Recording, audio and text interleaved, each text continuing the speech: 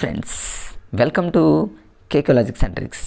Friends ఇప్పుడు మనం ఈ సైన్స్కి సంబంధించి ఆల్రెడీ ఫ్రెండ్స్ 5th క్లాస్ సైన్స్కి సంబంధించి ఆల్రెడీ పార్ట్ 1 కంప్లీట్ చేయడం జరిగింది. ఆ వీడియో ఉంది ఫ్రెండ్స్, చూడండి మిత్రులు ఎవరుంటే దాన్ని చూసే ప్రయత్నం చేయండి. మరి ఇప్పుడు పార్ట్ 2 కింద ఉన్నటువంటి ప్రతి పాయింట్ కూడా చాలా చాలా ఇంపార్టెంట్ ఫ్రెండ్స్. అది మనకు తెలుసు.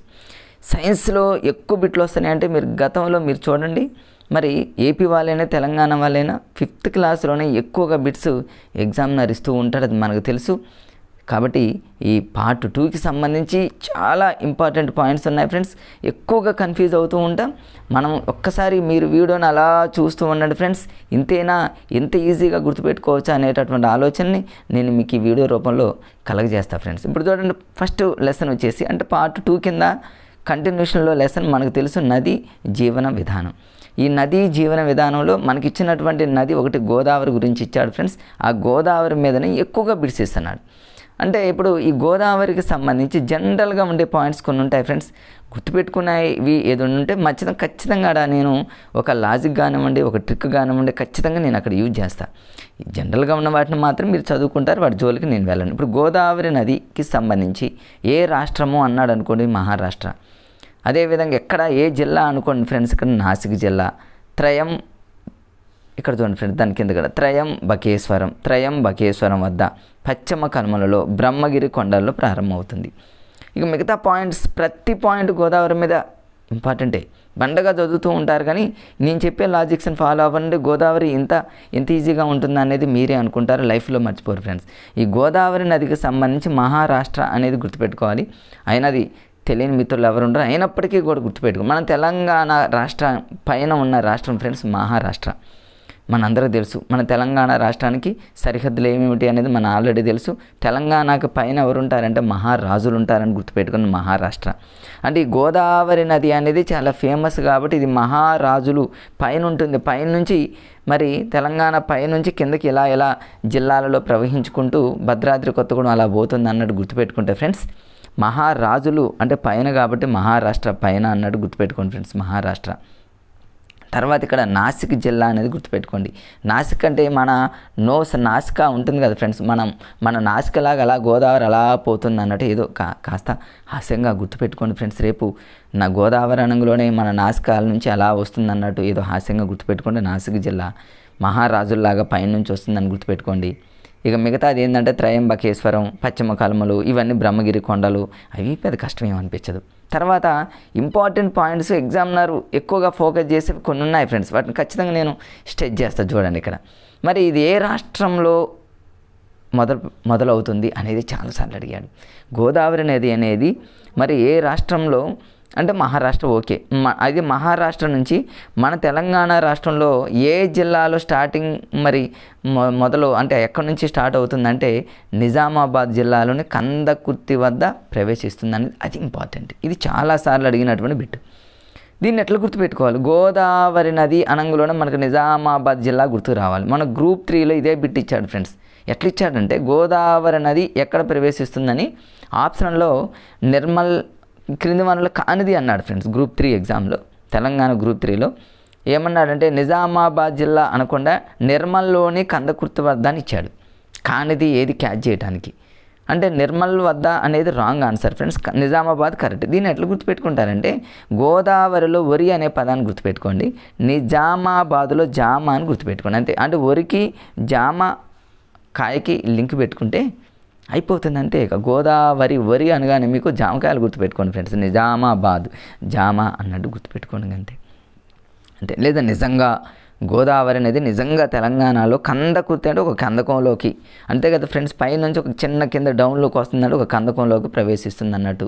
తెలంగాణలో కంటే ఒక కందకంలోకి అన్నట్టు ఏదో కాస్త హాస్యంగా మీకు మీరు ఇమిటేషన్ చేసుకోండి ఫ్రెండ్స్, ఇమాజిన్ చేసుకుంటే ఈజీ. సో ఇప్పుడు మీరు మర్చిపోరు, వరి జామ లేదా నిజంగా అన్నట్టు గుర్తుపెట్టుకుంటే నిర్మల్ అనే పదం గుర్తుకు రాదు. ఓకే, అయిపోయింది. తర్వాత ఇది 1465, ఇది కూడా ఒక సెషన్లో అడిగిన బిట్టే. 1465 గోదావరి 1465ని ఎట్లా గుర్తుపెట్టు. ఇప్పుడు గోదావరిలో గా అనే లెటర్ జీ పలుకుతుంది కదా ఫ్రెండ్స్, జీ అంటే జీ ఫర్ 7 కదా. ఒకవేళ గుర్తు రాకపోతే 1465, 1466 అంటే 1465 గుర్తుంటుంది, అయినా కొంచెం చిన్న లాజిక్. గోదావరి అనంగులోనే జీ అనే లెటర్ జీ ఫర్ 7 కదా ఫ్రెండ్స్. 7 తర్వాత ఉండే ఆడ్ నెంబర్ తీసుకోండి. 7 తర్వాత ఆడ్ నెంబర్ 5, ఇక 5 తర్వాత కంటిన్యూషన్ 6, అంటే మధ్యలో ఒక 4 మిస్ అయింది. అట్లా ఏదో మనకు అనుకూలంగా నేనైతే ఏదో స్టార్టింగ్ ప్రిపరేషన్ అప్పుడు అలా చేస్తాను ఫ్రెండ్స్. తర్వాత మన రాష్ట్రంలో గోదావరి నది మరి ఎక్కడెక్కడ ఏ జిల్లాలు గుండా ప్రవేశిస్తుంది అనేది కూడా గతంలో సెషన్లు అడిగాడు. రేపు ఇంకా కష్టంగా ఇవ్వాలి అనుకున్న టైంలో ఇవ్వచ్చు, చెప్పలేం. ఎందుకంటే పేపరు సెట్ చేసే వాళ్ళు ఆ రేంజ్లో సెట్ చేస్తున్నారు మనల్ని వడపోయడానికి ఫ్రెండ్స్. గోదావరి నది నిర్మల్, నిజామాబాద్, జగిత్యాల, మంచిర్యాల, పెద్దపల్లి, జయశంకర్, భూపాలపల్లి, భద్రాద్రి జిల్లా. మనకు ఒక 2 పాయింట్స్ గుర్తుండాలి. ఫస్ట్ పాయింట్ ఏంటంటే నిర్మల్ జిల్లా గుర్తుండాలి, లాస్ట్దేమో భద్రాద్రి జిల్లా గుర్తుండాలి. గోదావరి నది చూడండి ఫ్రెండ్స్, చాలా నిర్మలంగా ఉంటుంది. గోదావరి నీళ్ళు చాలా నిర్మలంగా ఉంటాయని గుర్తుపెట్టుకుని, నిర్మలంగా, నిజంగా అట్లా గుర్తుపెట్టుకోండి ఫ్రెండ్స్. అంటే గోదావరి లేదా వరితో మీరు పోల్చుకుంటే వరి చూడండి చాలా నిర్మలంగా ఉంటుంది. నిజంగా అంటే జామ, అట్లా జగిత్యాల, మంచిర్యాల, అంటే ఇవన్నీ వాటర్తో కూడా లింక్ చేసుకోవచ్చు ఫ్రెండ్స్. నిర్మలంగా ఉంటుంది గోదావరి వాటరు.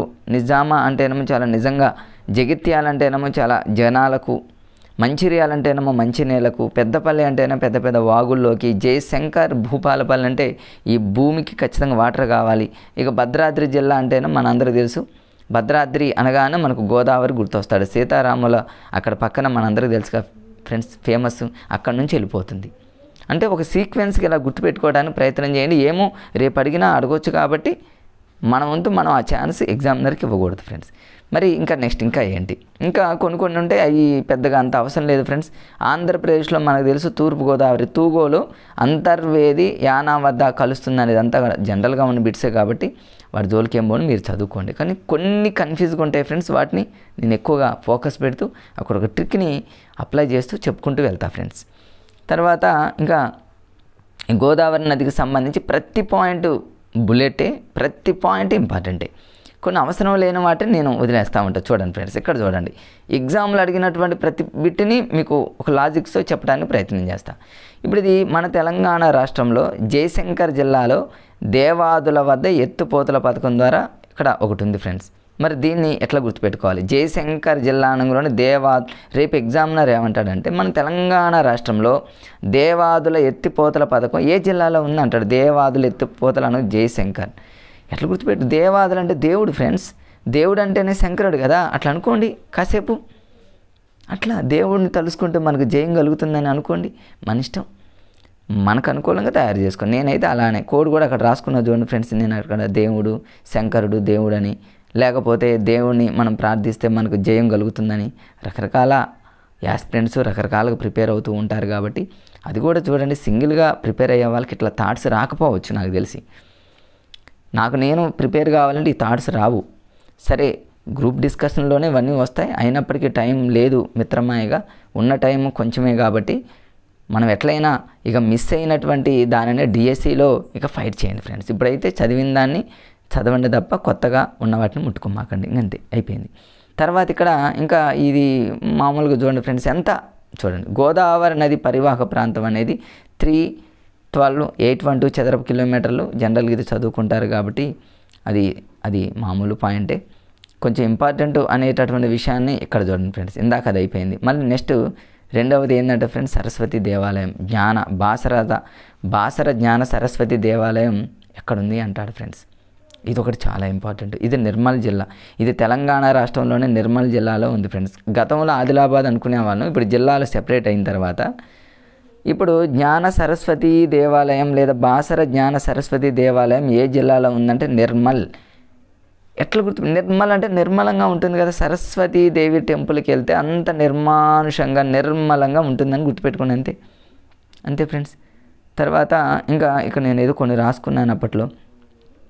తర్వాత ధర్మపురి, ఇక్కడ చూడండి, ఇక్కడ కూడా కొన్ని పాయింట్స్ ఉన్నాయి. ధర్మపురి లక్ష్మీ నరసింహస్వామి అంటేనే మరి చాలా ధర్మంగా ఉంటారని గుర్తుపెట్టుకోండి. ఇంకా తర్వాత గౌతమేశ్వర స్వామి దేవాలయం ఎక్కడ ఉందంటే మంతని. ఇది అందరికీ నోటెడ్ కదా ఫ్రెండ్స్.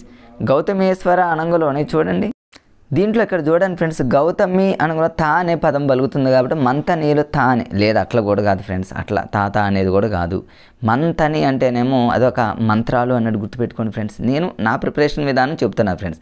మంత్రాలు మరి అంటే ఈశ్వరుడు అని గుర్తుపెట్టుకున్నా. అంటే ఈశ్వరుడు దగ్గర మంత్రాలు ఉంటాయి. ఈశ్వరుడు అంటేనే శంకరుడు కాబట్టి మంత్రాలు ఎక్కువగా అన్నట్టు గుర్తుపెట్టుకోండి ఫ్రెండ్స్. నేను అట్లా హాస్యంగా గతంలో చదువుకున్నాను. నేను మంత్రాలు అనగానే గౌతమి లేదా గౌతమి అనే అమ్మాయికి మంత్రాలు వచ్చాను. ఇట్లా మనకు అనుకూలంగా లక్ష్మీ నరసింహస్వామి ధర్మంగా ధర్మపురి అట్లా ఇంకా ఇంతే ఫ్రెండ్స్. ప్రతిదీ ఏముండదు ఇందులో చూడండి. ప్రతిదీ ఎంత కొయ్య బొమ్మలకు కొయ్య బొమ్మలు ఎప్పుడు ఎలా ఉంటాయి నిర్మలంగా ఉంటాయి ఫ్రెండ్స్. కొంచెం ఫాస్ట్గా వెళ్ళిపోతా. 5th క్లాస్కి సంబంధించి సెకండ్ పార్ట్ అనేది హెవీగా ఉంటుంది. ప్రతిదీ కన్ఫ్యూజ్గా ఉంటుంది. కన్ఫ్యూజ్ పోకుండా కన్ఫ్యూజ్ లేకుండా మరి చాలా వేగంగా వెళ్తూ ఉంటాను. కొంచెం లాజిక్గా మీకు అక్కడికక్కడే ట్రిక్స్ చెప్పుకుంటూ స్పీడ్గా వెళ్తా ఫ్రెండ్స్. మరి మీకు టైం తక్కువే ఉంది కాబట్టి కొంచెం మరీ స్లోగా కాకుండా ఫాస్ట్గా వెళ్ళిపోతా ఫ్రెండ్స్. ఇప్పుడు కొయ్య బొమ్మలు అనేవి నిర్మలంగా ఉంటాయి కాబట్టి నిర్మల్ జిల్లా అన్నట్టు గుర్తుపెట్టుకోండి. నిర్మలంగా ఉంటాయి కాబట్టి అంతే ఫ్రెండ్స్. మీరు క్యాచ్ చేస్తూ ఉండండి ప్రతి పాయింట్.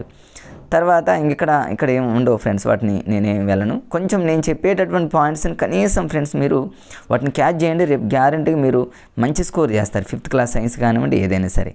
తర్వాత రెండవది వాతావరణం. ఈ వాతావరణం గాలి అనేటటువంటి పాఠం మొత్తాన్ని ఫ్రెండ్స్ నేను ఒక చిన్న వీడియోని తీసి ఆల్రెడీ ఈ వాతావరణం గాలికి సంబంధించి ఫ్రెండ్స్ ఎక్కువగా ఇందులో ఉన్నటువంటి ఇంపార్టెంట్ ఏంటంటే ఇందులో పొరలు ఉంటాయి ఫ్రెండ్స్. మరి మొత్తం 5 పొరలు ఉంటాయి. ట్రోపో, స్ట్రాటో, అయనో, మిస్సో, ధర్మో ఇట్లా ఉంటాయి ఫ్రెండ్స్. వాటికి సంబంధించి ఒక చిన్న వీడియోని ఆల్రెడీ నేను అప్లోడ్ చేయడం జరిగింది ఫ్రెండ్స్. దాన్ని కింద డిస్క్రిప్షన్లో పెడతా. దీంతోపాటు దాన్ని కూడా చూడటానికి ప్రయత్నం చేయండి. ఇంకా మిగిలిన ఇందులో ఏమన్నా అవి కాకుండా ఇంకా ఏమన్నా ఉన్నాయేమో చూద్దాం ఫ్రెండ్స్. అందుకంటే ఏముండో ఆల్రెడీ ఈ చాప్టర్ మొత్తం నేను ఒక వీడియో చేశాను. మళ్ళీ దాన్ని రిపీట్ చేయటం మళ్ళీ టైం వేస్ట్ కాబట్టి దాని జోలికి పోను ఫ్రెండ్స్. మొత్తం వాతావరణంలో ఉన్నటువంటి పొరలు ఇక్కడ నేను ఇవన్నీ మంచి వీడియో చేశాను ఫ్రెండ్స్. మీరు చూడండి. నేను కింద వెంటనే డిస్క్రిప్షన్లో పెడతాను. ట్రోపో ఆవరణం అని, స్ట్రాటో ఆవరణం అని, మిస్సో ఆవరణం అని, ధర్మో ఆవరణం అని, ఎక్సో ఆవరణం అని వీటిని గుర్తుపెట్టుకోవడానికి నాకు మంచి కోర్సు కూడా అక్కడ చెప్పాను ఫ్రెండ్స్. ఎందుకంటే ఇది ఇప్పుడు ఇక్కడ చూడండి మనం అనుకుంటాం ఫ్రెండ్స్ ఇది చిన్న ఏరియాలే ఇందులో బిట్స్ వస్తాయా అనుకుంటాం. నేను ప్రతిదీ చూడండి కోర్సు లెవెల్ రాశాను నేను. ఒక్కొక్క ఆవరణంలో ఒక్కొక్క రకమైనటువంటి ఇంపార్టెంట్ పాయింట్ ఉందన్నమాట. అంటే విమానాలు ప్రయాణించేటటువంటి పొర ఏంటి అని అడుగుతాడు రేపు.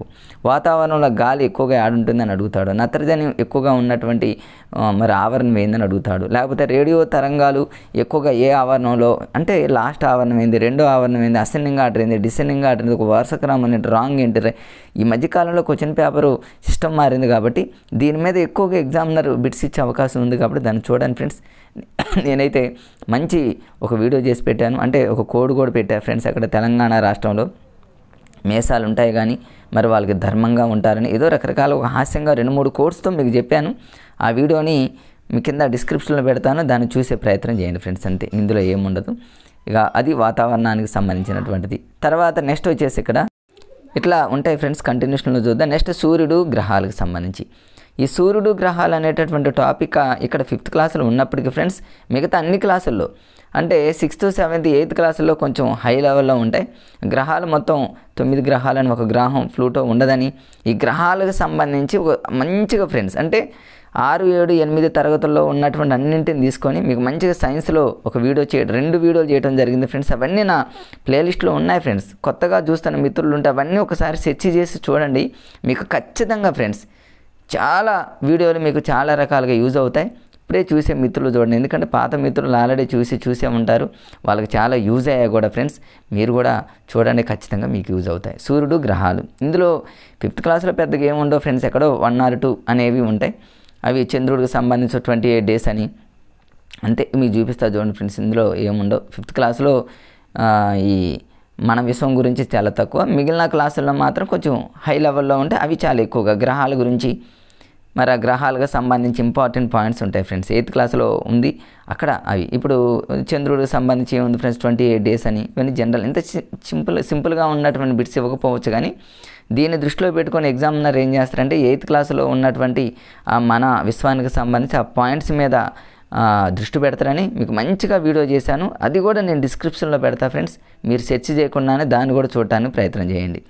ఇక అంతే ఫ్రెండ్స్. ఇందులో నాకు అంత భద్రతా చర్యలు, ప్రథమ చికిత్స. ఇక దీంట్లో ఒక్క గోల్డెన్ అవర్ అనేది ఒకటి ఉంటుంది. అంతే కదా ఫ్రెండ్స్, అంతకంటే ఏముంది. ఇక తర్వాత ఇక్కడ భూకంపం వచ్చింది. ఇందులో తర్వాత ఇంకొకటి ఏంటంటే ఫ్రెండ్స్ ఇందులో రెక్టర్ స్కేల్ అని ఇవన్నీ జనరల్గా తెలుసు కాబట్టి వాటికి ఎందుకు లేని ఫ్రెండ్స్ టైం అంతా వేస్ట్. ఇప్పుడు కొంచెం బాగా అవసరమైన వాటిని. దివిసీమ ఉప్పెన ఎప్పుడు జరిగిందంటే 1977. దీన్ని ఎట్లా గుర్తుపెట్టి, దివిసీమలో ఎస్ ఉందిగా ఫ్రెండ్స్, ఎస్ అండ్ సీమాలో సి ఉంది కదా, అంటే సి ఫర్ అంటే ఎస్ ఫర్ 7 అంటే ఆ ఉప్పెనలో 2 సార్లు 7 సార్లు అని గుర్తుపెట్టుకోండి. 2 times ఏడిపించిందని గుర్తుపెట్టుకోండి. లేదా సి ఫర్ 7 అనుకోండి, ఖచ్చితంగా మీకు గుర్తుంటుంది ఫ్రెండ్స్, నో డౌట్. తర్వాత ఇక్కడ 108 అని మనకు తెలుసుగా ఫ్రెండ్స్, అందులో పెద్దగా ఏముంది. గోల్డెన్ అవర్, ఇది మనకు తెలుసుగా, స్టార్టింగ్ ప్రమాదం జరిగిన మొదటి గంటని ఫ్రెండ్స్ గోల్డెన్ అవర్ అన్నట్టు గుర్తుపెట్టుకోండి. మొదటి రోజు కాదు, మొదటి సెకండ్ కాదు, మొదటి నిమిషం కాదు, మొదటి గంట ఫ్రెండ్స్. అదే అవర్ లాగా అనుకోండి. తర్వాత ఎస్డిఆర్ గురించి మనకు తెలుసు, అది కూడా తీసేయండి ఫ్రెండ్స్. జనరల్గా కొంచెం ఎక్కడెక్కడ సిపిఆర్ అని తెలుసు, కానీ దాని అబ్రివేషన్ అడిగేటటువంటి అవకాశం ఎక్కువగా ఉంది. ఏమో అది కూడా రాంగ్. మనం చూడండి, పిన్ కోడ్కి సంబంధించి ఇచ్చాడు. పిన్ అంటే ఏందని ఇచ్చాడు అంటే మరి చిన్నగా ఉన్నాయి అనుకుంటాం, కానీ మరి అవి మనల్ని కన్ఫ్యూజ్ చేసేటటువంటి అవకాశం ఉంటుంది. కాబట్టి మొన్న పిన్ కోడ్ ఇచ్చి అబ్జెక్షన్లో పెట్టడం జరిగింది. అది చాలామంది వేరే ఆన్సర్ ఇస్తే కరెక్ట్ ఆన్సర్ మన చివరికి ఫైనల్ కీలో ఇచ్చారులేండి. అట్లా అనమాట. అంటే సిపిఆర్ మీద రేపు అడిగే అవకాశం ఉండొచ్చేమో. సి అంటేనేమో కార్డియో అని గుర్తుపెట్టుకోండి, అంటే గుండెకి సంబంధించి. పి అంటేనేమో పల్మనరీ అని గుర్తుపెట్టుకోండి, అంటే ఊపిరితిత్తులకు సంబంధించి. ఆర్ అంటేనేమో రీస్టార్ట్ అనమాట, అంటే రెససిటేషన్ అని అంటారు. సిపిఆర్ అనే పదాన్ని కూడా గుర్తుపెట్టుకోవడానికి ప్రయత్నం చేయండి. ఇది కూడా అడుగుతాడేమో, చెప్పలేం కదా ఫ్రెండ్స్. ఒకసారి చూడండి, ఎందుకంటే ఈ మధ్యకాలంలో హార్ట్ స్ట్రోక్స్, కోవిడ్ తర్వాత హార్ట్ స్ట్రోక్స్ ఎక్కువ వస్తున్నాయి కదా, ఏమో దాన్ని దృష్టిలో పెట్టుకొని కూడా ఇచ్చే అవకాశం ఉంటుంది. గోల్డెన్ అవర్ అంటే జరిగిన మొదటి గంట మనకు తెలుసుగా ఫ్రెండ్స్. ఇక్కడ చారిత్రక కట్టడాలు, వనపర్తి కోట. This is very very very important. Examiner ఖచ్చితంగా చెప్తున్నా ఫ్రెండ్స్, ఈ ఏరియా మీద ఫోకస్ చేస్తాడు. మనం అన్నీ చదువుతాం, ఇక్కడికి వచ్చేసరికి అమ్మో ఇవన్నీ కోటలు చదవాలి, ఇవి చదవాలి, అవి చదవాలి, వాళ్ళు ఎవరు వీళ్ళు ఎవరు అనుకుంటాం, కానీ ఎగ్జామినర్ రెడీగా ఉంటాడు కదా ఫ్రెండ్స్. మనం ఆ ఛాన్స్ ఇవ్వకూడదు కదా. నేను లాజిక్ చెప్తా ఇప్పుడు మీకు, ఇంతేనా అనిపిస్తుంది ఫ్రెండ్స్. చూడండి, ఇప్పుడు నెక్స్ట్ చూద్దాం. చారిత్రక కట్టడాలు, ఇవి కట్టడాలని మీకు తెలుసు కదా ఫ్రెండ్స్. ఇక్కడ ఒకసారి చూడండి ఒక్కొక్కటి. గోల్కొండ కోట ఎక్కడంటేనేమో హైదరాబాదు, అది మనకి తెలిసిందే. రెండోది ఓరుగల్ కోట అంటే వరంగల్. ఏముంది ఫ్రెండ్స్ అందులో. దోమకొండ అంటే కామ. దోమ ఎంత ఉంటుంది ఫ్రెండ్స్, ఒక కామ అంత ఉంటుంది. కామ అంతే ఉండేది కాబట్టి కామారెడ్డి. అట్లా మేమైతే హాస్యంగా చదువుకున్నాం అప్పట్లో. దేవరకొండ, దేవుళ్ళు ఎలా ఉంటారు, బ్లాక్గా ఉంటారు. నల్గొండ దేవుళ్ళు సహజంగా అట్లా అనుకోండి, అంతే హాస్యం కోసం ఫ్రెండ్స్. భువనగిరి కొండ, భువనగిరి అంటే బువ్వ అంటేనేమో యాదాద్రి అంటేనేమో యాది అంటారు కదా, బువ్వ. లేదా యాదవులు ఎక్కువగా ఏం చేస్తారు, వాళ్ళు వృత్తుల కోసం మరి ఎటైనా బయటికి వెళ్ళేటప్పుడు బువ్వని ఏం చేస్తారంటే వాళ్ళ వెంట తీసుకెళ్తారని గుర్తుపెట్టుకోండి హాస్యంగా. లేదా యాదాద్రి పోయేటప్పుడు మనం బువ్వని తీసుకెళ్తామని గుర్తుపెట్టుకోండి. అంతేకాదు రామగిరి కిల్లా, తర్వాత పెద్దపల్లి, మామూలే ఫ్రెండ్స్, అంతే, అంటే పెద్దగా ఉంటుంది కాబట్టి. ఓకే, ఇక కొంచెం తర్వాత ఇక్కడ ఒక టేబుల్ ఉంటుంది. దీని మీద ఏమి ఎగ్జామ్లో గతంలో ఏమి అడగలేదు, కొన్ని అడిగే కొన్ని ఉన్నాయి ఫ్రెండ్స్, నేను అవి చెప్తాను. సరే, ఇక్కడ ఒకటి ఉంది కదా ఫ్రెండ్స్, వనపర్తి సంస్థానానికి మూల పురుషుడు. ఓకే, అది కూడా అంత ఇంపార్టెంట్ కాదులే, కానీ ఈ సీక్వెన్స్ ఒకటి ఇచ్చాడు కాబట్టి ఒకసారి చూసుకోండి ఫ్రెండ్స్. ఇక్కడ పాతపల్లి అని, సూగూరు సిక్కాలు అనేది ఒక బిట్ వస్తుంది ఇక్కడ, ఎవరికి వాళ్ళు ప్రింటింగ్ చేసుకోవడం. సూగూరు, తర్వాత పెద్ద జనంపేట, కొత్తకోట, శ్రీరంగాపురం, తర్వాత వనపర్తి మీదనే ఎక్కువగా బిట్స్ ఇచ్చేటటువంటి అవకాశం ఉంది. గతంలో కూడా అడిగాడు ఫ్రెండ్స్. ఇప్పుడు చూద్దాం. ఇక్కడ మొత్తం 15 తరాల రాజులు పరిపాలించారు, మనకు తెలుసు ఫ్రెండ్స్, మనందరికీ తెలుసు కదా. అయితే ఇక్కడ మొత్తం 7 సముద్రాలు ఉన్నాయి ఫ్రెండ్స్. ఇక్కడ 7 చెరువులు ఉన్నాయన్నమాట, 7 పెద్ద పెద్ద చెరువులు ఉన్నాయి. ఆ 7 పెద్ద పెద్ద చెరువులను ఏమంటారంటే 7 సముద్రాలు అంటారు. ఇదేంటి, ఇది చెరువు ఉంది, ఇక్కడ సముద్రం ఉంది ఏందని మనం అంత డీప్గా ఆలోచించిన అవసరంలా. మనల్ని కన్ఫ్యూజ్ చేయాలంటే ఎగ్జామినర్ ఎక్కడైనా కన్ఫ్యూజ్ చేయొచ్చు, మనం డీప్గా ఆలోచించకూడదు, సింపుల్గా ఉంటుంది అనుకోవాలంతే.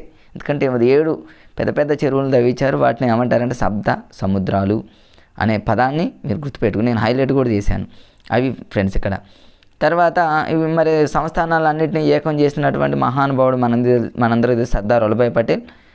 మరి ఆయన్ని ఇండియన్ యూనియన్లో కలిపేసినటువంటి వ్యక్తి అనమాట.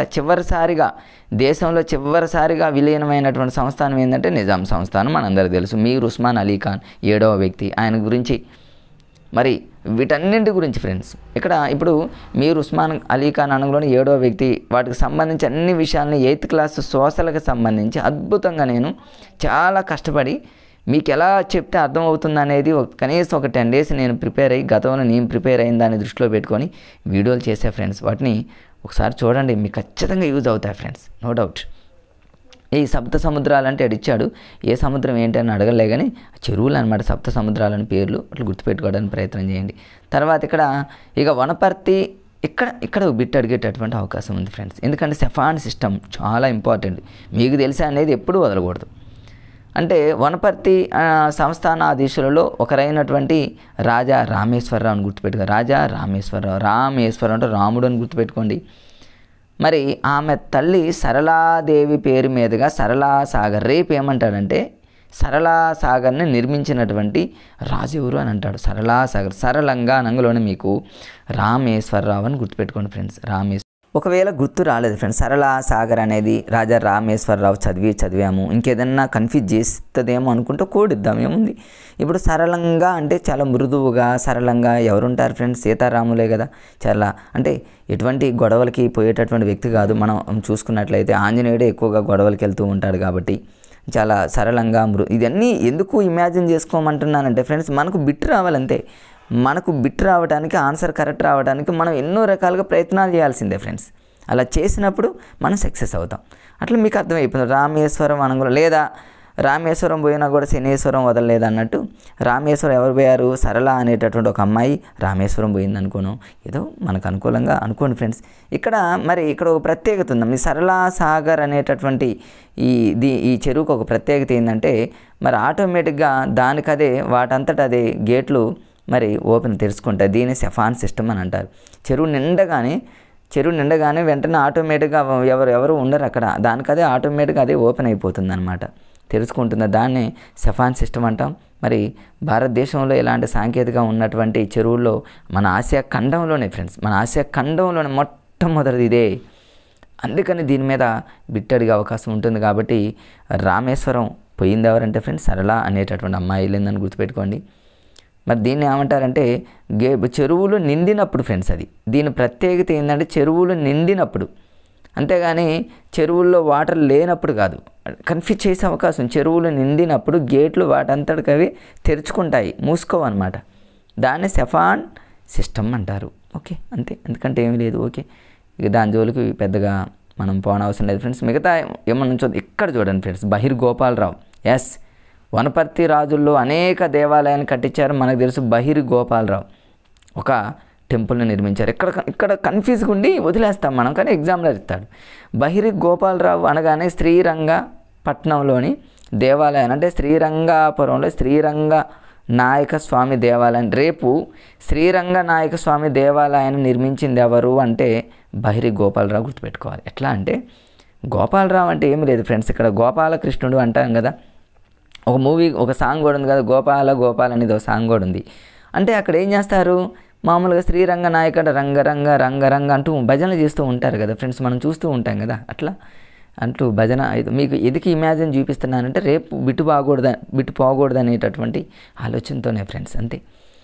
అంటే రేపు బహిరి అంటే బహిరంగంగా బయట ఏం చేస్తారు, గోపాలుడు దగ్గర ఏం చేస్తారు, భజన చేస్తూ ఉంటారు. శ్రీరంగ నాయక రంగ నాయక అని అంటూ ఉంటారు కదా, అట్లా అనుకోండి కాసేపు, అట్లా ఇమాజిన్ చేసుకొని మీ మైండ్లో అలా అనుకుంటే ఇక బిట్టుపోయేటటువంటి అది కొంచెం ఇంపార్టెంట్ కాబట్టి మీకు చెప్పా ఫ్రెండ్స్.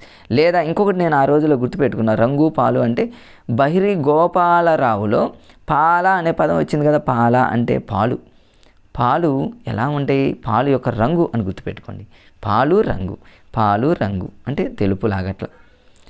ఏమో ఒక కోడ్ గుర్తు రాకపోయినా ఒకటన్నా లాజిక్ అంటే పూర్తిగా పోయేదానికంటే ఏదన్నా ఇలా మన మైండ్లో కనుక ఇలా ఇమాజిన్ చేసుకుంటే కొంచెమన్నా మనకి ఎగ్జామ్లో సేవ్ చేస్తుంది ఫ్రెండ్స్. తర్వాత ఇక బహిర్గోపాలరావు, అందుకనే ఈ బహిర్గోపాలరావు గురించి ఎందుకు అంతా చెప్తున్నానంటే ఈయన 8 భాషల్లో నైపుణ్యం, అంటే అష్టభాషా కోవిదుడు. రేపు బహిర్గోపాలరావుని ఏమని పిలుస్తారు, అష్టభాషా కోవిదులని, లేకపోతే ఇంకొక భాష సప్తమి అని, అష్ట అని, నవమి అని ఏమో అడగొచ్చాం. అష్టప్రధానులు చూడండి ఫ్రెండ్స్, అష్టప్రధానులు వేరు, అష్టదిగ్గజాలు వేరు, నవరత్నాలు వేరు. అష్టదిగ్గజాలు అంటే ఇక్కడే కన్ఫ్యూజ్ కాకుండా ఉండడానికి మీకు ఇక్కడ చెప్తున్నా ఫ్రెండ్స్, ఇవన్నీ మీకు అవసరమే, అన్ని టెక్స్ట్ బుక్లో ఉన్నాయి. అష్టదిగ్గజాలు అనేటటువంటి 8 మంది ఎవరంటే ఎవరి దగ్గర, శ్రీకృష్ణదేవరాయల దగ్గర అష్టదిగ్గజాలు అని అంటారు. అదే అష్టప్రధానులు అనేటటువంటి వారు మనకు తెలుసు ఫ్రెండ్స్. అష్టప్రధానులు అంటేనేమో శివాజీ దగ్గర ఉన్నటువంటి కవులు. తర్వాత అష్టప్రధానులు అంటేనేమో శివాజీ, అష్టదిగ్గజాలు అంటేనేమో శ్రీకృష్ణదేవరాయలు, నవరత్నాలు అంటేనేమో టీఎస్ టెట్లో అడిగినటువంటి బిట్ ఫ్రెండ్స్. రెండవ చంద్రగుప్త విక్రమాదిత్యుడు, రెండవ చంద్రగుప్తుడు అన్న విక్రమాదిత్య చంద్రగుప్తుడు అన్న ఒకటే ఫ్రెండ్స్. మన కాంట్రవర్షియల్గా ఇది ఇచ్చాడని చాలామంది అబ్జెక్షన్ పెట్టాడు ఫ్రెండ్స్. ఫైనల్కి ఈ వరకు కూడా గొడవలు జరిగినాయి దీని మీద. టెక్స్ట్ బుక్లో 5th క్లాసు సైన్స్ బుక్లో ఏమని ఇచ్చాడంటే ఫ్రెండ్స్, 5th క్లాస్ కాదు sorry friends, 4th class science బుక్లో ఏమని ఇచ్చిందంటే రెండవ చంద్రగుప్తుడు అని ఇచ్చిండు. కానీ ఆన్సర్లో ఏమి ఇచ్చాడంటే సారీ ఫ్రెండ్స్ 4th క్లాస్ సైన్స్లో చంద్రగుప్త విక్రమాదిత్యుడు అనే పదం ఇచ్చిండు. ఆన్సర్లో ఇక్కడ కీలో ఏమి ఇచ్చిండంటే రెండవ చంద్రగుప్తుడు అని ఇచ్చిండు. వాస్తవానికి రెండవ చంద్రగుప్తుడినే చంద్రగుప్త విక్రమాదిత్యుడు అంటాము అని ఇక్కడ లేదు, వేరే హై లెవెల్లో ఉంది. దాన్నే ఫైనల్గా తీసుకోవడం జరిగింది. మరి అది ఎంతవరకు కరెక్ట్ అనేది మనం అయితే జనరల్గా ఏం చేస్తామంటే మనకు టెక్స్ట్ బుక్లో మనకున్నది పర్ఫెక్ట్గా ఇవ్వాలి, కానీ మొన్న అయితే మరి ఆన్సర్ కన్సిడర్ చేయలేదు. మరి గవర్నమెంట్ అక్కడ అది ఇస్తే బాగుండేదని అనిపించిందిలే, కానీ సరే రెండు కరెక్టే కాబట్టి అదే ఆన్సర్ ఫైనల్ చేశాడు. ఇక్కడ చూడండి అష్టదిగ్గజాలు. అష్టదిగ్గజాలు అనగానే శ్రీకృష్ణదేవరాయని గుర్తుపెట్టుకోవాలి. ఎట్లా గుర్తుపెట్టుకుంటారంటే దిగ్గజం అంటే ఫ్రెండ్స్ ఇక్కడ చాలా మరి దిగ్గజ కవుల్లాగా గుర్తుపెట్టుకోండి ఫ్రెండ్స్. దిగ్గజాలు అంటే ఇంకా లేకపోతే అష్టదిగ్గజం అంటే గజంలాగా ఉంటారు శ్రీకృష్ణదేవరాయలకు సంబంధించినటువంటి వ్యక్తులు కానీ శ్రీకృష్ణుడు కానీ చాలా గజంలాగా చాలా బలంగా ఉంటారను అట్లా గుర్తుపెట్టుకోండి. అష్టప్రధానులు అంటేనేమో శివాజీ గుర్తుపెట్టుకోండి ఫ్రెండ్స్. శివాజీ మూవీలో రజనీకాంత్ అనుకుంటా ఫ్రెండ్స్. ఎస్, రజనీకాంత్ హీరో చూడండి, అందులో మెయిన్ హీరో పాత్ర ఎవరిదంటే మరి శివాజీదని గుర్తు. శివాజీ అనగానే మహారాష్ట్ర పీష్వా అని మనకు తెలుసు. ఇక అట్లా పోతే చాలా ఉంటుంది కాబట్టి అదంతా మన 4th క్లాస్ సైన్స్కి సంబంధించి మరి ఆ వీడియో అది కూడా చేస్తా ఫ్రెండ్స్. అక్కడ కోర్స్ అన్నీ అక్కడే చెప్తా.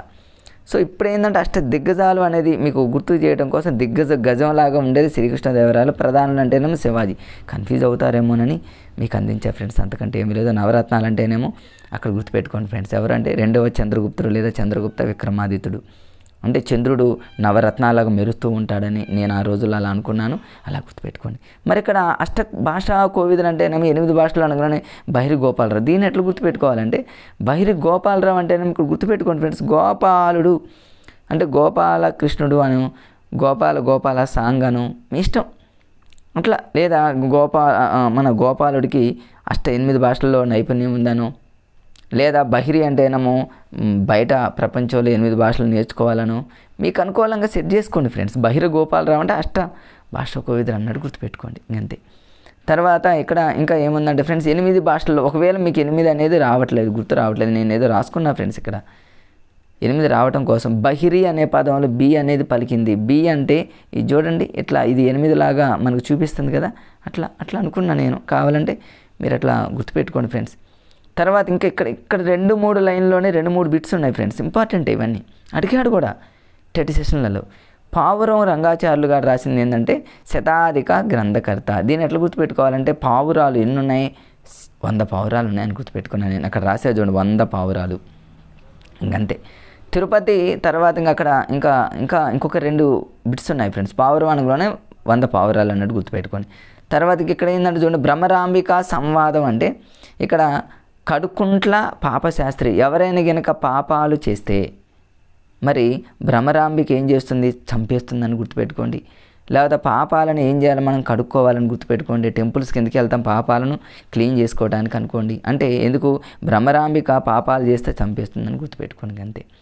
ఇంకొకటి ఇంపార్టెంట్, మొన్న టెట్ సెషన్లో తెలంగాణలో అడిగిన బిట్ ఇంకోటి ఏంటంటే ఫ్రెండ్స్ అనుముల వెంకట సుబ్రహ్మణ్య శాస్త్రికి సంబంధించి 2 ఉన్నాయి ఫ్రెండ్స్. శ్రీకృష్ణ చరిత్ర సంగ్రహం, కావ్య గుచ్చం అనేటటువంటి గ్రంథాలు ఈయన గారు రాశారు. ఇది మొన్న టెట్లో అడిగాడు ఒక సెషన్లో. దీని ఎట్లా నేను కోడ్ రూపంలో ఇక్కడ రాసుకున్నా ఫ్రెండ్స్. చూడండి ఇక్కడ ఏంటంటే ఇక్కడ శాస్త్రి గారు టెంపుల్లో పూజ చేయాలి. అసలు వాస్తవానికి శ్రీకృష్ణుడి యొక్క గుడిలో అనుకుందాం అంతే. శాస్త్రి గారు ఏం చేయాలి, పూజ చేయాలి. శ్రీకృష్ణుడి దగ్గర పూజ చేయాల్సింది మానేసి కావ్య అనేటటువంటి ఎవరో ఒక అమ్మాయి పూజ చేయించుకోవడానికి వస్తే ఆ అమ్మాయికి పువ్వు ఇచ్చాడని గుర్తుపెట్టుకోండి. ఏదో హాస్యంగా అంతే ఫ్రెండ్స్. ఏదో రోజు మనం హాస్యంగా అంటే శాస్త్రి గారు చేయాల్సిన పని ఏంటంటే పూజ చేయాలి. కానీ శ్రీకృష్ణుడి దగ్గర పూజ చేయకుండా ఏం చేస్తాడో ఆ టెంపుల్ దగ్గరికి ఎవరో ఒక కావ్య అనే అమ్మాయి పువ్వులు అవన్నీ తీసుకొని వస్తే ఆ పుష్ప గుచ్చాలు ఇచ్చారనో, లేదా శాస్త్రి గారు టెంపుల్ దగ్గర పూజ చేసే టైంలో శ్రీకృష్ణుడి దగ్గర ఆ అమ్మాయికి దేవుడు పూజకి సంబంధించిన పువ్వులు ఇచ్చిందను, అంటే తలలో పెట్టుకోవడానికి. మీకు అనుకూలంగా ఫ్రెండ్స్ మీ మైండ్ సెట్ ఎలా అనిపిస్తే అలా తయారు చేసుకోండి. ఓకే ఫ్రెండ్స్ అంతే. ఇందులో ఇంకేముండవు, నేనేదో కొన్ని తయారు చేసి రాసుకున్నది ఒకసారి చూడండి, ఖచ్చితంగా ఇంపార్టెంట్ ఫ్రెండ్స్. ఇంకొకటి ఇక్కడ సూగూరు సిక్కాలు ఎంత ఇంపార్టెంట్ ఫ్రెండ్స్, మీకు తెలియదే ఉంది. సూగూరు సిక్కాలు అనగానే సికిందర్జా, సిక్కాలు సికిందర్జా అంటే సిక్కిపోయింది అనమాట. సిక్కాలు సికిందర్జా అందులోనే ఉంది ఫ్రెండ్స్.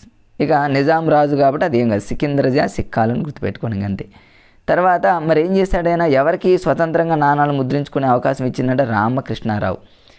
మరి రామకృష్ణారావుకి ఎందుకు ఇచ్చాడంటే అందులో రాముడు ఉంది, కృష్ణుడు అంటే చాలా బుద్ధిమంతులు, వాళ్ళు ఎటువంటి మోసం చేయరని రాముడు కృష్ణుడు పేర్లు ఉన్నటువంటి వ్యక్తికి మరి ఈ సికిందర్జా అప్పచెప్పాడని గుర్తుపెట్టుకోండి. రేపు ఇదంతా ప్రతిదీ ఇంపార్టెంటే, అందుకనే సూగూరు సిక్కాలు అనే పదం చాలా ఇంపార్టెంట్. మరి దీన్ని ఎవరు అంటే, దీనికి మెయిన్ ఎవరు అంటేనేమో సికిందర్జా అని గుర్తుపెట్టుకోండి. ఎవరికి అప్పచెప్పిండంటే రాముడు కృష్ణుడు, రామకృష్ణారావు అంటే మీకు జస్ట్ అట్లా చెప్తే గుర్తుంటుందని మీకు అంతగా స్టెచ్ చేస్తున్నా ఫ్రెండ్స్ అంతే. తర్వాత ఇక ఇందులో ఏముంది, శక్తి. ఇంక శక్తికి సంబంధించి ఇందులో ఏముండవు ఫ్రెండ్స్, జనరల్గా మన కొన్ని పాయింట్స్ ఉంటాయి. మీకు ఇంకా ఈ వీడియోతో గోబర్ గ్యాస్ అంటే మన పేడ, ఆవులో గేదెల యొక్క పేడ మనకు తెలుసు, దాని గురించి చెప్పేది ఏముంది ఫ్రెండ్స్. ఇక కిరోసిన్, బొగ్గు ఇవన్నీ మీరు చూస్తారు కాబట్టి కొంచెం కష్టంగా ఉంటే చూద్దాం.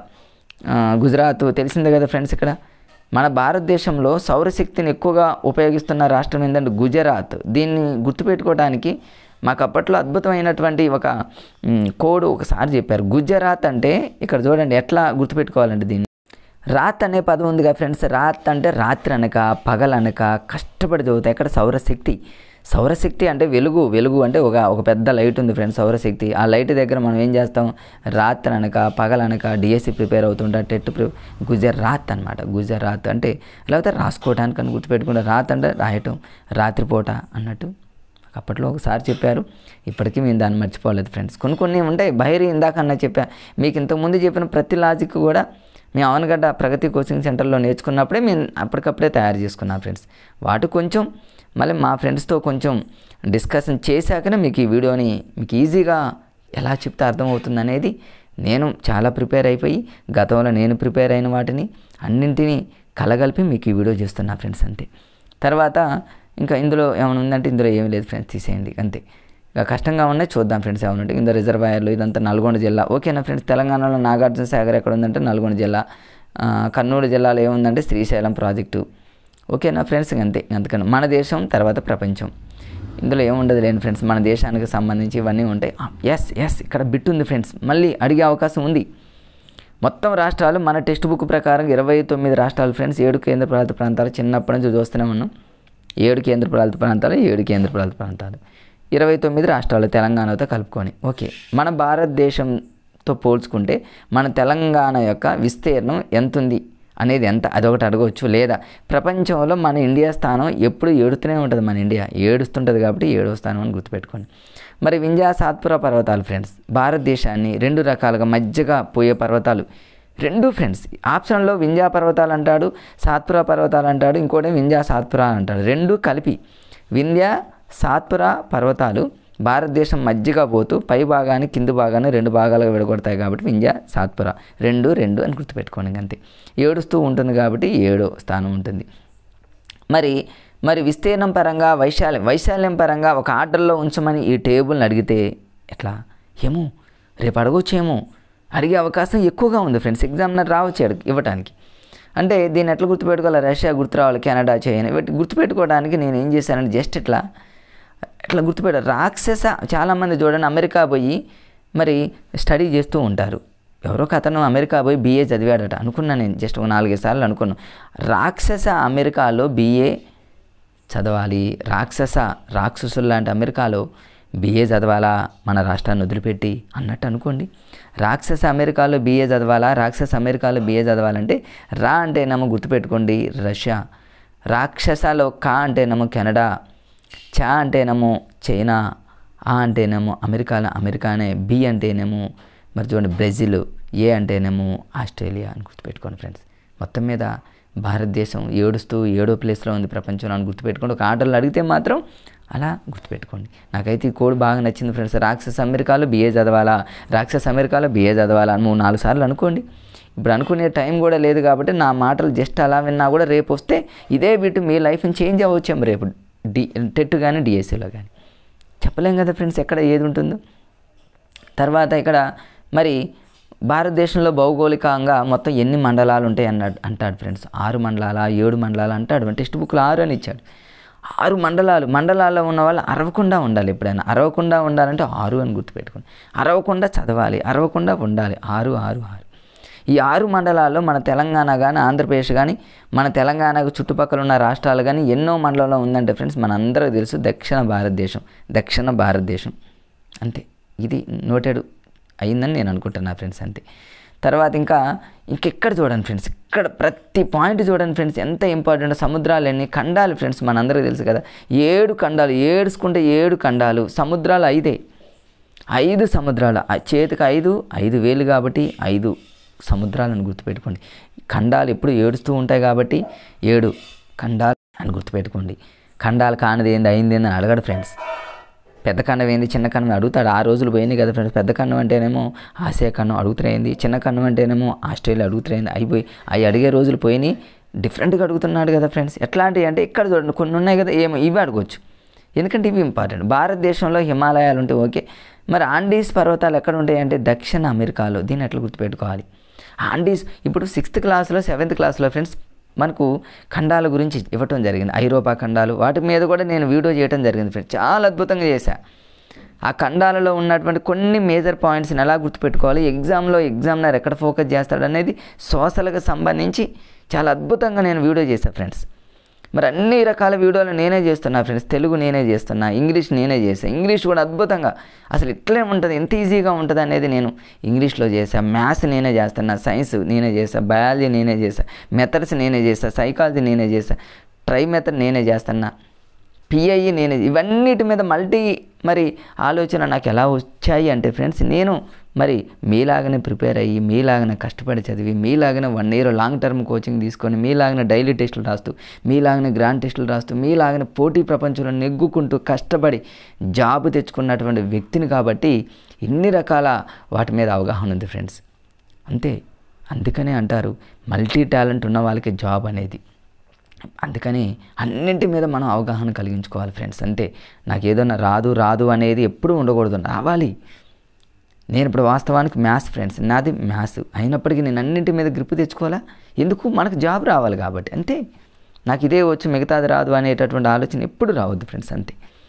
ఇప్పుడు ఆండీస్ పర్వతాలు ఉన్నాయి దక్షిణ అమెరికా. దీన్ని ఎట్లా గుర్తుపెట్టుకుంటారంటే ఆండీస్ అంటే ఆంటీ అని గుర్తుపెట్టుకోండి, దక్షిణ అమెరికా అంటే అమ్మీ అని గుర్తుపెట్టుకోండి, అమ్మ ఆంటీ అన్నట్టు గుర్తుపెట్టుకోండి. లేదా దక్షిణ అమెరికాలో మొదటి ఆ ఉంది, ఆండీస్లో 2 ఆ ఉంది, పక్కన 2 ఉన్నాయి కదా ఫ్రెండ్స్ అంతే. నేను ఎప్పుడైనా దక్షిణ అమెరికా అనగానే ఆండీస్ గుర్తొస్తుంది, ఎందుకంటే మొదటి ఆ రెండవ అంతే. దాని గురించి ఎక్కువగా ఆలోచించే పని లేదు ఫ్రెండ్స్. తర్వాత ఆల్ప్స్ పర్వతాలు అనగానే ఐరోపా అంటేనేమో అందులోనే ఉందిగా, ఐరోపాలో ఆల్ప్స్ అందులోనే ఉంది. అది పెద్ద కన్ఫ్యూజింగ్ ఉండదు ఫ్రెండ్స్ అంతే. ఇక హిమాలయాలు ఇవన్నీ ఇంకంత అవసరం లేదు. ఎవరెస్ట్ శిఖరం అనేది అది పెద్దది, అది తెలియని వాళ్ళు ఎవరు ఉన్నారు ఫ్రెండ్స్. మహాసముద్రాలు అంటే ఇది పెద్ద సముద్రం ఏంటి, సముద్రాలు చిన్న సముద్రం ఏంటి, అవి కూడా అడిగే రోజులు పోయినాయి ఫ్రెండ్స్. అన్నింటికన్నా చిన్న సముద్రం ఏమో ఒకసారి చూసుకోండి, ఆర్కిటిక్ అనేది అతి చిన్న సముద్రం ఫ్రెండ్స్ అంతే. మరి అది పెద్ద సముద్రం అంటే పసిఫిక్ మహాసముద్రం, మనకు తెలియదే ఉంది ఫ్రెండ్స్. పసిఫిక్ మహాసముద్రం, బెర్ముడా ట్రయాంగిల్ ఉండేది అంటార్కిటికా మహాసముద్రం. అది ఇక్కడ ఏం అడగడు ఫ్రెండ్స్, జనరల్గా మీరు గుర్తుపెట్టుకోండి అంతేగా. తర్వాత ఇక్కడ ద్వీపకల్పం, మన భారతదేశం ద్వీపం అంటే ఫ్రెండ్స్ గుర్తుపెట్టుకోండి, మన భారతదేశం అనేది ద్వీపకల్పం. ద్వీపం అంటేనేమో 4 వైపులా నీరు ఉంటుంది, ద్వీపకల్పం అంటేనేమో 3 వైపుల నీరు ఉంటే ఒకవైపు భూమి ఉంటుంది. మన భారతదేశం ఒకవైపున భూమి ఉంది కదా ఫ్రెండ్స్, 3 వైపుల వాటర్ ఉన్నప్పటికీ కూడా, అందుకని భారతదేశం ద్వీపకల్పం అని గుర్తుపెట్టుకోండి అంతే ఫ్రెండ్స్. ఇందులో ఏమీ లేదు. ఇక నీటి చక్రానికి సంబంధించి ఇక నీరు అనేది ఆవిరవ్వటం, నీరు ఇది కావటం, ఇదంతా మనకు తెలుసు కదా ఫ్రెండ్స్, అందులో ఏమీ లేదు. జనరల్ మీరు చూసుకొని మీకు తెలుసా అనే దాని మీద కూడా దీని మీద పెద్ద ఇంపార్టెంట్ ఏమీ లేదు. ఇది మన రాజ్యాంగం. ఇక్కడ మళ్ళీ ఎగ్జామినర్ రెడీగా ఉంటాడు మిమ్మల్ని కన్ఫ్యూజ్ చేయడానికి. ఏముండదు సార్ మనం కన్ఫ్యూజ్ ఎందుకు అవుతాము అనుకుంటాం, కానీ కొన్ని పాయింట్స్ చూపిస్తాం మీకు, చూడండి ఎక్కడ కన్ఫ్యూజ్ అవుతాము. ఇప్పుడు మనకు తెలుసు ఓకే, జనవరి 26, 1950 మనకి అమల్లోకి వచ్చిందని తెలుసు. ఈ పాయింట్ జనరల్ పాయింట్ కాబట్టి దాని జోలికి నేనేం పోను. తర్వాత మీకు తెలుసా అనేది ఉంది చూసారా, మీకు తెలుసా అంటే ఖచ్చితంగా ఎగ్జామినర్ వచ్చేస్తాడు ఇక్కడికి. అసలు మన భారతదేశానికి రాజ్యాంగాన్ని రూపొందించడానికి మేజర్ వ్యక్తి ఎవరంటే డాక్టర్ భీమ్రావ్ అంబేద్కర్. భీమ్రావ్ అంబేద్కర్ మన అసలు రాజ్యాంగం అంటే ఆయన. అధ్యక్షులు ఫ్రెండ్స్, అధ్యక్షత వహించింది భీమ్రావ్ అంబేద్కర్. మరి ఆయనకు తోడుగా సభ్యులు ఉండాలి. ఆ సభ్యులు ఎవరు అని అడిగితే రేపు అందరు స్వాములే ఫ్రెండ్స్, గుర్తుపెట్టుకోండి. ఇగో గోపాలస్వామి, అయ్యంగారు, నేను అట్లా చదువుకున్నాలేండి ఫ్రెండ్స్. అట్లా నాకు అప్పుడు అలా చదువుకున్నాను, అలానే గుర్తొస్తుంది నాకు. తర్వాత అల్లాడిపోతున్న కృష్ణుడు అనే స్వామి. మున్సి అంటే మునులు ఎక్కువగా ఉంటారు. సయ్యద్ మహమ్మద్ సాదుల్ అంటేనేమో సాధువులు. మాధవరావు అంటే మాధవుడు అంటేనేమో శ్రీకృష్ణుడు. కృష్ణమాచార్యుని కృష్ణుడు. అందరు దేవుళ్ళే వచ్చారు కదా. అంబేద్కర్కి అందరూ దేవుళ్ళనే తీసుకున్నాడు తనకు తోడుగా అని గుర్తుపెట్టుకోండి. ఇక 2 సంవత్సరాల 11 నెలల 18 రోజులు అనేది కన్ఫ్యూజ్ ఉండదు. కానీ అవి మాత్రం కాని వాళ్ళు అయిన వాళ్ళు అడిగినప్పుడు అందరు దేవుళ్ళు గుర్తుపెట్టుకోండి. కనీసం మీకు 90% అన్న ఆప్షన్లు గుర్తొస్తుంది ఫ్రెండ్స్, అంతే. తర్వాత నెక్స్ట్ చూద్దాం. ఇక్కడ కంటిన్యూషన్లో చూడండి ఫ్రెండ్స్. మరి ఇక్కడ ఏమీ లేదు, ఈ పేజీలో ఏమీ లేదు. ఇక్కడ నేను అన్నీ రాశాను చూడండి. లోక్సభ, రాజ్యసభ, శాసనమండలి, శాసనసభ. దీని మీద ఖచ్చితంగా ఎగ్జామ్ ఉన్నారు. మళ్ళీ మీకు తెలుసా అంటాడు. మనకు తెలుసు కాబట్టి పార్లమెంట్ అంటే లోక్సభ, రాజ్యసభ, రాష్ట్రపతి. ఇవన్నీ మీకు 7th, 6th, 8th మంచిగా చెప్పారు ఫ్రెండ్స్, సోషల్ హై లెవెల్లో. కానీ కోర్స్తో ట్రిక్స్తో చెప్పడం వల్ల ఇంతేనా సోషల్ ఇంతేనా అన్నట్టు అనిపించేటట్టు నేను చెప్పా ఫ్రెండ్స్. చూడండి ఒకసారి, ఖచ్చితంగా మీకు యూజ్ అవుతుంది. ఎస్ ఫ్రెండ్స్, ఇక్కడ మరి లోక్సభ అనగానే 500 అసలు మొత్తం స్థానాలు ఫ్రెండ్స్. మన భారతదేశంలో ఉన్న పార్లమెంట్లో ఉన్న మొత్తం సభ్యుల సంఖ్య 790. ఇది గుర్తుపెట్టుకోండి. ఎట్లా గుర్తుపెట్టుకుంటారంటే అన్ని బేస్ సంఖ్యలే. 7 ఏడ్చుకుంటూ, తర్వాత 9 నవ్వుకుంటూ, చివరిలో 0. అంటే లోక్సభ, రాజ్యసభ ఈ 2 సభల్లో ఉన్నటువంటి టోటల్ సభ్యులు, అంటే రాష్ట్రపతి నియమించే వాళ్ళు కావచ్చు, మరి ఓట్ల ద్వారా మొత్తం మీద సభ్యులు 790. ఎలా గుర్తుపెట్టుకోవాలంటే ఫస్ట్ ఏడ్చుకుంటా పోతారు, తర్వాత అందరూ నవ్వుతారు, అందరూ గుండ్రంగా కూర్చుంటారని గుర్తుపెట్టుకోండి. ఏడ్చుకుంటా పోతారు, నవ్వుతూ ఉంటారు, గుండ్రంగా కూర్చుంటారు. ఓ 2-3 సార్లు అనుకుంటే అయిపోయి ఏడుస్తూ, నవ్వుతూ, గుండ్రంగా. హాస్యంగా అనుకోవటమే ఫ్రెండ్స్. మనకి అట్లా అనుకుంటే, ఇమాజిన్ చేసుకుంటే రేపు అడిగితే టక్కని పెట్టవచ్చు. అంతే, ఆలోచించే పని కూడా ఇవ్వద్దు. రేపు 690 అంటే 6 రాయం. 690 అని ఆప్షన్లో వేస్తే ఫస్ట్ ఆడవాలి కదా. 6 ఏంది రాంగ్ కదా. అంతే, మీకు వచ్చేసింది చూడండి. అట్లా నేనైతే అలానే చదివా ఫ్రెండ్స్. ఇక లోక్సభలో ఉన్నటువంటి మొత్తం 790లో మరి లోక్సభలో మొత్తం 543 మంది ఏమో ఫ్రెండ్స్ ఓట్ల ద్వారా, ఒక ఇద్దరేమో రాష్ట్రపతి. అదే రాజ్యసభ అయితేనేమో 233 మంది ఓట్ల ద్వారా, ఒక 12 మంది మరి రాష్ట్రపతి నామినేషన్, రాష్ట్రపతి చెప్పడం ద్వారా అనేది గుర్తుపెట్టుకో. వీటన్నింటిని కలిపి నేను ఇక్కడ క్లారిటీగా రాశాను చూడండి ఫ్రెండ్స్. 545 టోటల్గా లోక్సభలో ఉన్నటువంటి సభ్యులు. టోటల్ సభ్యులు అంటేనేమో 5 2 ఈక్వల్గా ఉంటాయి ఫ్రెండ్స్. 5 మధ్యలో 4 వచ్చి చేరిద్ది. 2 5లు ఉండాలి. ఇందులో ఒక 2 తీసేసామనుకోండి ఫ్రెండ్స్, ఒక 2 తీసేస్తే 540. ఇదంతా నాన్ మ్యాథ్స్ వాళ్ళకి నేను ఇచ్చేటటువంటి లాజిక్స్. అంతే, నాన్ మ్యాథ్స్ వాళ్ళకి ఫ్రెండ్స్, మ్యాథ్స్ వాళ్ళకి నేను ఇచ్చే లాజిక్స్, నాన్ మ్యాథ్స్ వాళ్ళకి నోటెడ్. 545 5 ఈక్వల్గా ఉండాలనేది మొత్తం సభ్యులు కాబట్టి రౌండ్ ఫిగర్ కావాలి కాబట్టి 5 ఉంటుంది. ఒకవేళ 2 తగ్గించాము అంటే మాత్రం 543 543. మిగిలినట్టు ఎవరంటే రాష్ట్రపతి, అంతే. అదే టోటల్గా రాజ్యసభ అంటేనేమో 245 2 4 5. రెండిట్లో 5 ఉండాలనేది గుర్తుపెట్టుకోండి ఫ్రెండ్స్. లోక్సభ అయినా ఎండింగ్ పాయింట్ అంటే ఇక్కడ 5 ఉండాలి, రాజ్యసభ అయినా 5 ఉండాలి ఖచ్చితంగా. ఈ 245లో 12 మందిని రాష్ట్రపతి నియమిస్తాడని గుర్తుపెట్టుకోండి. అంటే 233 2 మంది నేను అక్కడ రాశా కాబట్టి చూసుకోండి. అది మన కేంద్రానికి మరి తెలంగాణ రాష్ట్రం పరంగా చూసుకుంటే 119 మంది ఎమ్మెల్యేలు, 40 మంది ఎమ్మెల్సీలు. ఎమ్మెల్సీలు అంటే మరి ఈ మధ్యకాలంలో తీన్మార్ మల్లన్న మీ అందరికీ తెలుసు ఎమ్మెల్సీ అంటే. ఎమ్మెల్సీలు వేరు, ఎమ్మెల్యేలు వేరు. ఎమ్మెల్యేలు ఎంతమంది అంటే 119, 17 ఏళ్ళు 119, 40 మంది ఎమ్మెల్సీలు. ఇవి నోటెడ్ ఫ్రెండ్స్, ఎందుకనే ఉండదు. శాసన మండలి వాళ్ళనేమో శాసన సభలు అంటారు. ఇదేమో 119 అనేది శాసనసభ ఎమ్మెల్యేలు, శాసన మండలి అంటేనేమో ఎమ్మెల్సీలు. అంతే, ఎందుకంటే ఏమో ఓటు వయసు 18 అవసరం లేదు కదా ఫ్రెండ్స్. ఇక అంతే. ఇక తర్వాత ఇందులో ఏమీ లేదు ఫ్రెండ్స్, కొంచెం మామూలుగా ఉన్న వాటిని మీరు చదువుతారు. ఎప్పుడు నుంచి మరి ఆమోదం ఎప్పుడు తెలిపింది అనేది రావచ్చు. ఎప్పుడంటే 1949 ఫ్రెండ్స్, మనందరూ తెలుసు నవంబర్ 26 1949. తర్వాత 1 ఇయర్కి అమలైంది 1950 జనవరి 26 అట్లంతే. ఈజీగా ఉన్నాయి అనుకుంటాం కానీ కన్ఫ్యూజ్ అవుతామేమోనని ఒకసారి మీకు ర్యాపిడ్గా గుర్తు చేస్తాను అంతే ఫ్రెండ్స్. బాలల హక్కులు అనగానే మీకు ఆ రోజులో కొంచెం చిన్న కోడ్ చెప్పాను. బాలలు ఏం చేస్తారు, హక్కుల కోసం 6 బజ్జీలు తింటారు. మాకు 6 బజ్జీలు తినాలి, 6 బజ్జీ ఫుల్ బజ్జీ కదా, 6 బజ్జీ ఏంటి అరబజ్జీ అనేది లాజిక్ ఎందుకు చెప్పానంటే ఫ్రెండ్స్, మీకు గతంలో కూడా వీడియో రూపంలో చెప్పారు ఫ్రెండ్స్. ఇక్కడ చూడండి, ఇక్కడ హెలెన్ కెల్లర్ ఉంది. హెలెన్ కెల్లర్ అనేటటువంటి ఒక అమ్మాయి ఫ్రెండ్స్, ఇక్కడ జంటు కాదు, హెలెన్ కెల్లర్ మన అందరికీ తెలుసు, ఒక లేడీ.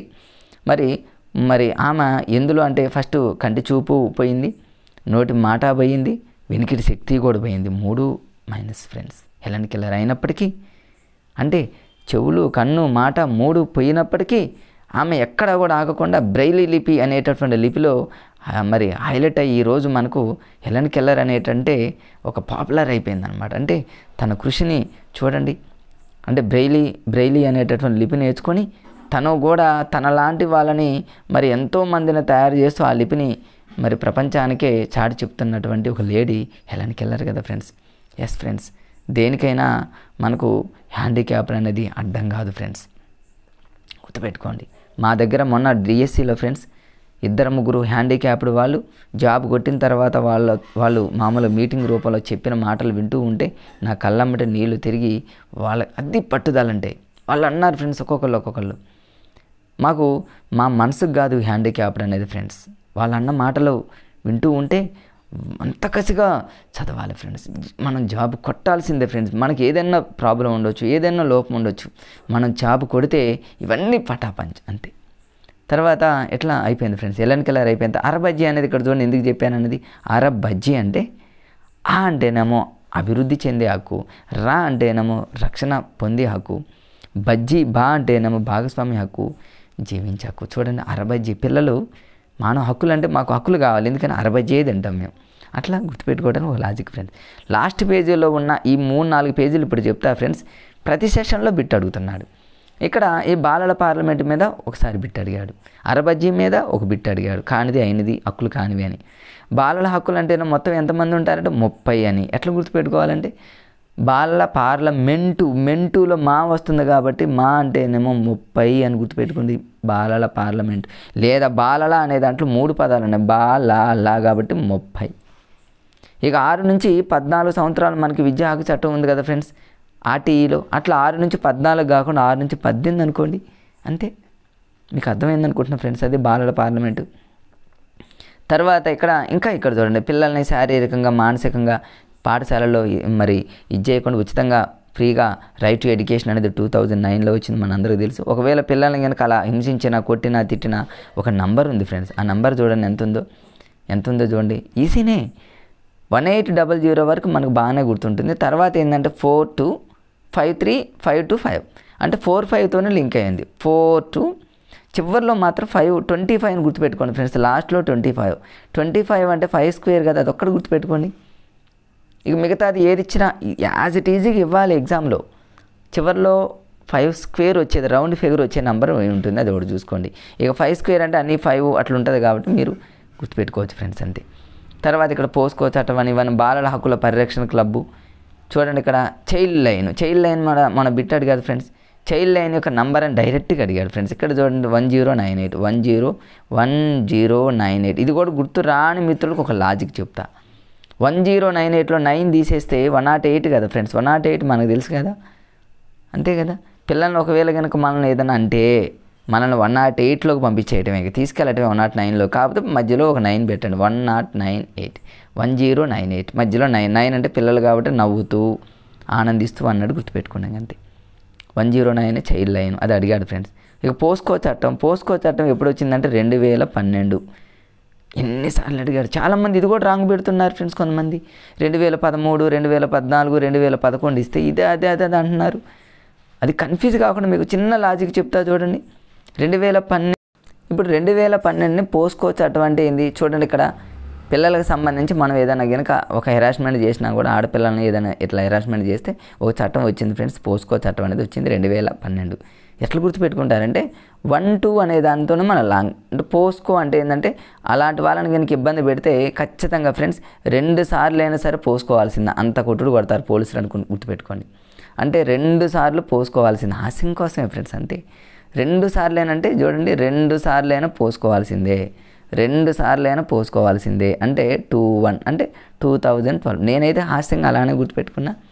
చాలామంది మిత్రులు మరి ప్రిపరేషన్లో ఉన్నటువంటి మిత్రులు చాలామంది నాకు తెలుసు, వాళ్ళు కూడా అలానే గుర్తుపెట్టుకున్నారు. లైఫ్లో ఇక మర్చిపోకుండా 2 సార్లు పోసుకోవాల్సింది వాళ్ళ జోలికి పోతే అన్నట్టు హాస్యంగా గుర్తుపెట్టుకోండి ఫ్రెండ్స్. అంతే, అయిపోయింది. చూడండి, 5th క్లాస్ సైన్స్కి సంబంధించి ఎక్కువ బిట్స్ వస్తూ ఉంటాయని నేను ఫస్ట్ నుంచి చెప్తాను. బార్ల పార్లమెంట్, అరబజ్జీలు కానీ ఇవన్నీ చూడండి ఫ్రెండ్స్. హాస్యంగా మీకు ప్రతిదీ కూడా ఇంతేనా అన్నట్టు మరి మీకు చెప్పడం జరిగింది ఫ్రెండ్స్. ఇవన్నీ చూడండి 5. మరి ప్రతిదాన్ని కూడా ఒక లాజిక్గా మీకు ప్రతి వీడియోని మీకు అందజేస్తున్నా కాబట్టి ఫ్రెండ్స్, మరి ఇక్కడ భారత రాజ్యాంగం కావచ్చు, రాక్షస అమెరికాలో BA చదవాలి అనేది ఇవన్నీ మీకోసం ఇంతగా హార్డ్ వర్క్ చేస్తూ మీకు ఏ విధంగా చెప్తే అర్థమవుతుంది, ఏ విధంగా చెప్తే మీరు అర్థం చేసుకుంటారు అనేటటువంటి రకరకాలుగా ఆలోచిస్తూ మీకోసం వీడియోలు చేస్తున్నా కాబట్టి ఫ్రెండ్స్, మన వీడియో కనుక మీకు నిజంగా నచ్చినట్లయితే ఒక లైక్ చేయండి ఫ్రెండ్స్.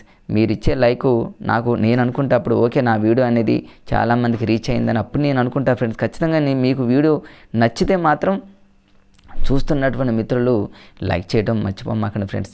అదేవిధంగా ఫ్రెండ్స్కి షేర్ చేయండి. కొత్తగా మరి మిత్రులు ఎవరైనా కనుక నా వీడియో వాచ్ చేసినట్లయితే ఖచ్చితంగా సబ్స్క్రైబ్ చేసుకోండి ఫ్రెండ్స్. సబ్స్క్రైబ్ చేసుకుంటే మరిన్ని వీడియోలు మీకు వస్తాయి. మరి నేను మీకు చేసినందుకు మరి నాకు కూడా చాలా హ్యాపీగా ఉంటుంది కాబట్టి సబ్స్క్రైబ్ చేసుకోవటం మర్చిపోమాకండి ఫ్రెండ్స్. మళ్ళీ వెంటనే మరొక వీడియో మరి 3rd class 4th class 3rd class Telugu అయిపోయింది friends. Next 4th class 5th class Telugu ఒకటి పెండింగ్ ఉంది. 4th 5th తెలుగు 2 వీడియోలు, అదేవిధంగా 3rd క్లాస్ 4th క్లాస్కి సంబంధించి సైన్స్ కూడా ఫ్రెండ్స్. ఇవి ఈరోజు నేను 5th క్లాస్కి సంబంధించి టోటల్ అయిపోయింది, పార్ట్ 1 పార్ట్ 2. ఈ సైన్స్ అయిపోయింది కాబట్టి ఇంకా సైన్స్లన్నీ కంప్లీట్గా 8th వరకు నేను 9th 10th వరకు కూడా అన్నీ చెప్పేసాను, నా వీడియోలు ఉన్నాయి. ఇక 4th class 3rd class 4th class science ఒకటి, అదేవిధంగా 4th class 5th class Telugu ఒకటి, మిగతా అదేవిధంగా ఇంకా కొంతమంది మిత్రులు మరి ఈ మ్యాథ్స్కి సంబంధించి ఫార్ములాస్ ఫ్రెండ్స్, అంటే 6th class 7th class 8th క్లాస్కి సంబంధించి టోటల్ ఫార్ములాస్ నాన్ మ్యాథ్స్ వాళ్ళకి మరి కన్ఫ్యూజ్ అవుతున్నాయి, కొంచెం ఒక వీడియో రూపంలో అందజేయండి అని కొంతమంది మిత్రులు మెసేజ్ పెట్టారు.